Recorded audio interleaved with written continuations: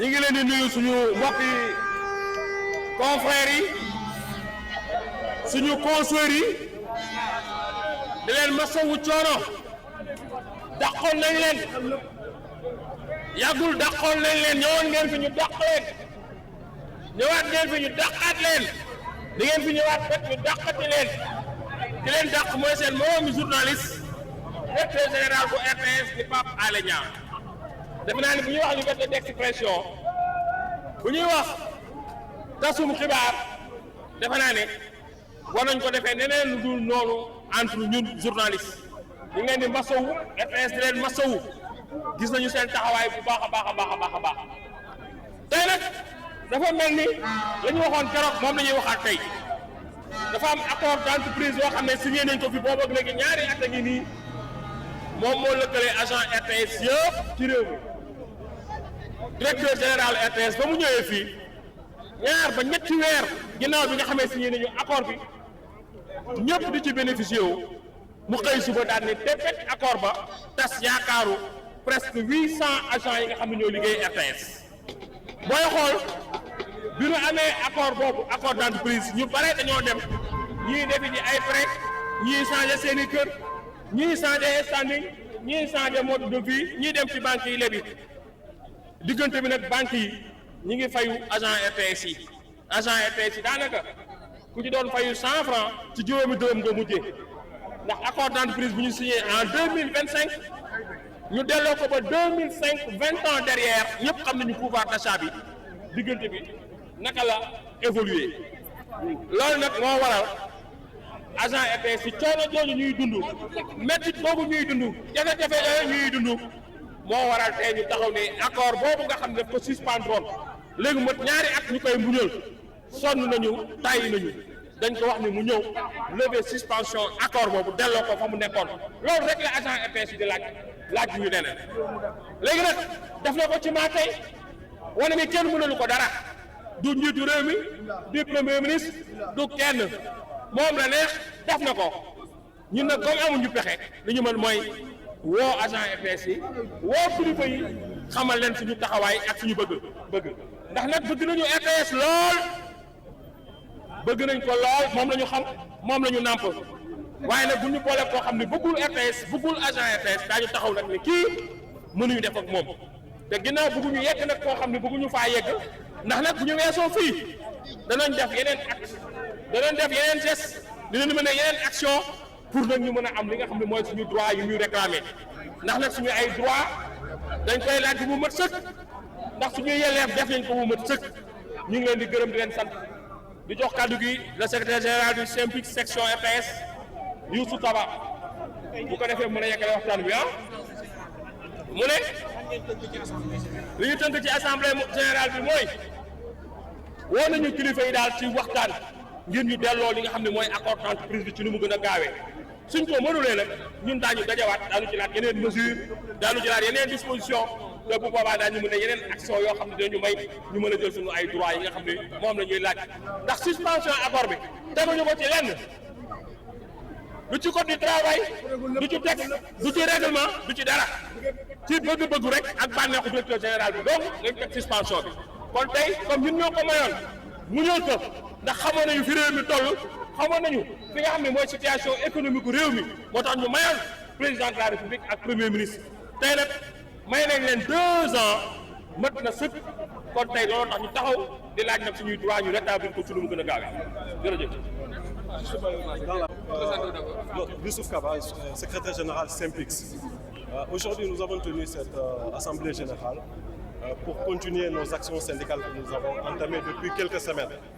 Aujourd'hui, c'est une question de survie à la RTS. La suspension de cet accord a plongé la RTS dans une crise profonde. Des centaines, plus de 300 agents aujourd'hui vivent au bord vraiment de la crise totale au sein de leur famille. C'est une situation insupportable. On ne peut pas continuer et on a tendu la main.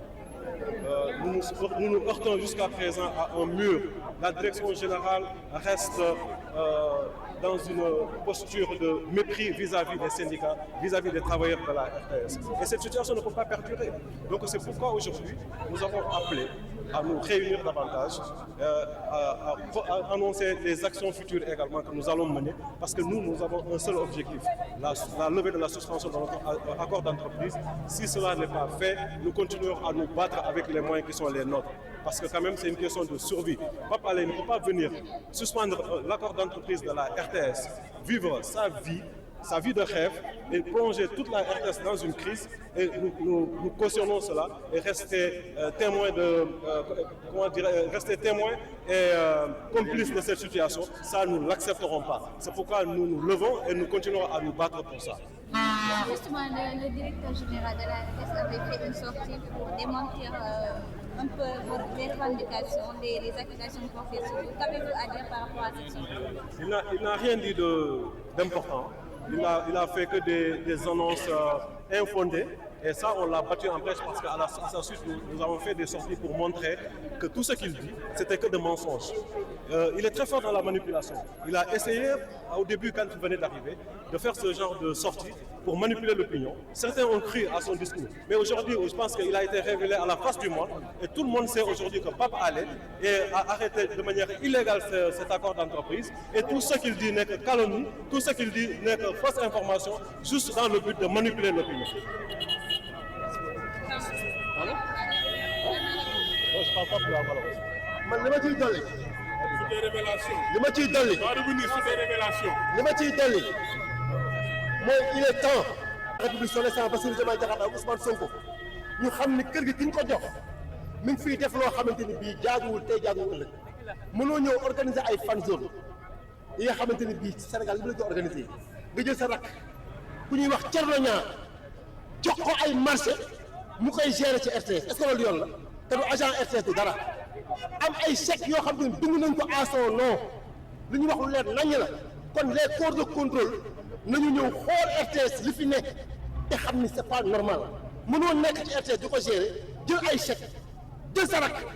dugal ko RTS mënuñ ci lijji fan zone yi fi nekkoon ci kan bi di tax ñu bàyyi ba kan bi jeex ñu jug xam nañ lu tax mooy dañu bëgg ñu leeral ko marché yi amoon ci fan zone bi ñu leeral ko parce que dara du ci yoon beneen mbir mi mooy li nga wax ci bureau ñaari bureau yi maanaam wax ñàkk wax dëgg weesuwul nga am ñaari bureau say directeurs nekk ay SDF tous les directeurs de la RTS sont des SDF amuñu bureau au même moment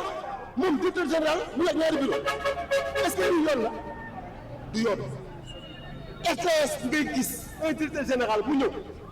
tey man ma wax man nga gisuma télé bi am na ñoo xamante ni ba ñu waxee te su bëgg rek lañ leen génne ci télé bi est-ce que moom nii ñu teg directeur général wala naa doxalee nii. non déggoo soxna si may la boo suivre actualité bi damay tudd Alaaji Thierno Dramé est-ce que sport Sénégal bi mu gagné coupe d'Afrique bu njëkk ba moo doon yuuxu di jooy kooku nga ñëw tey xoolal mu taxaw nekk délégué du personnel comme Abibou Mbaye wax nga génn ko loolu dictature la tudd du leneen te RTS nag damaa jàpp ni RTS gi ñu yoroon bu njëkk ñuy jooy di naxalu jàppoon nañu son excellence Bassirou Diomaye Diakhar Faye ak Ousmane Sonko bu ñu ñëwee man de jàppoon naa ne du ma dundaat lu mel noonu très franchement man jàppoon naa ne sama yaakaar dafa tas nag yaakaar gi nag nañ ci jiitu leen mu dimbali ndax yaakaar bu tas moom rek lañ ci doon dimbali sonn nañu RTS liñ fi wax musique wax na ko ay avance tabaski ak Korité yooyu c'est des miettes ñun dañ doon toog di nëbbatu di jàpp ni xëy na bu ñu toogee xëy na mën na am solution mais ki ñu ko séqal da di koo xamante ni wax dëgg yàlla dafa télé mënut a yor RTS ku mënut a yor RTS nag dañuy jéem a xool nan la ñuy def ba jéem a xool joyanti ko ndax gaaw bii di RTS mi ngi waaj a dig wasalaam. Merci.